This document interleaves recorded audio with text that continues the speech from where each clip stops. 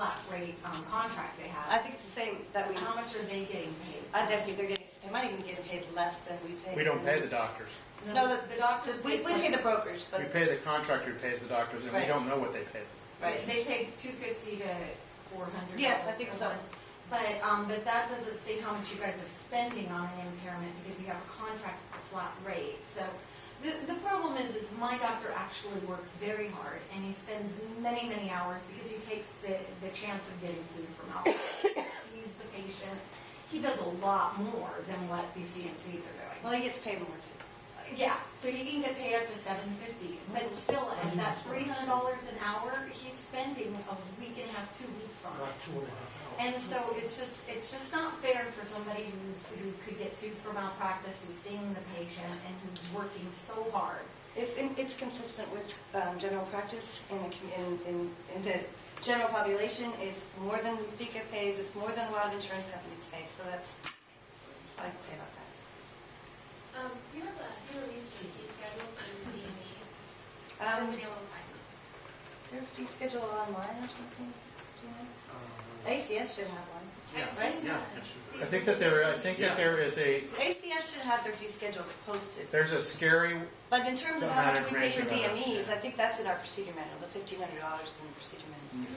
That because we set that limit on. Per code, like for Yeah, that would be on the ACS. ACS. Should be on their website.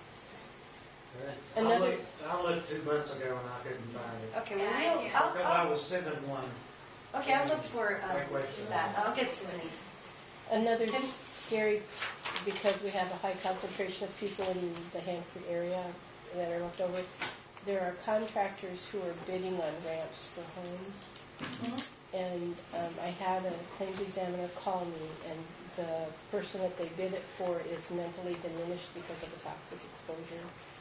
And he honestly thought that Department of Labor should pay $44,000 for 2 ramps on his home that included lighted covered porticos, solid concrete ramps that were 6 foot wide with Yeah. electrical. And the claims examiner called me and he said, well, I have 3 bids and this is the lowest one. And I said, no, not only no, but don't do that.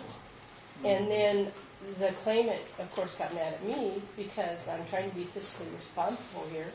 And I asked the claimant, why would you want to modify your house with these 2 concrete ramps that are going to be there forever? And he fully expected, because a contractor came to his door. There again, somebody found out. And among these 3 contractors, they have this merry-go-round of 3 bids, and whoever's on top that week gets the lowest bid.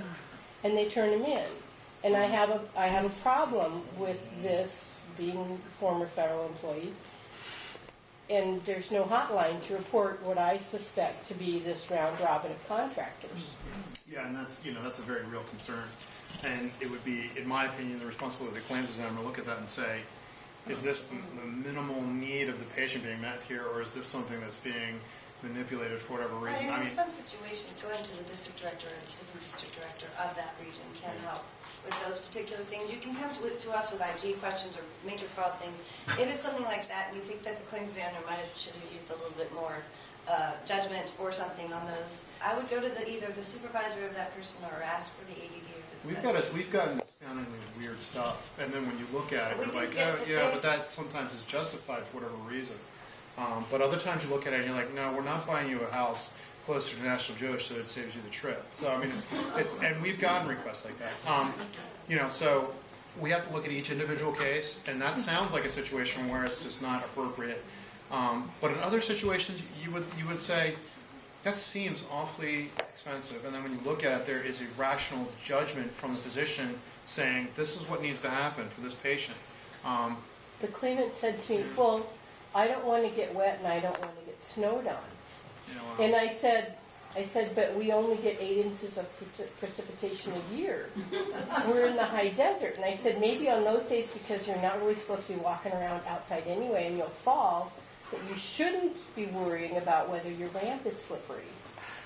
Okay, so I mean, yeah, I understand, and I've actually heard that from claims examiners from Jacksonville all the way to Seattle, that they hear of contractors that do try to take advantage of the system. They try to, they find out that we will pay certain things for certain things, and they'll go do that.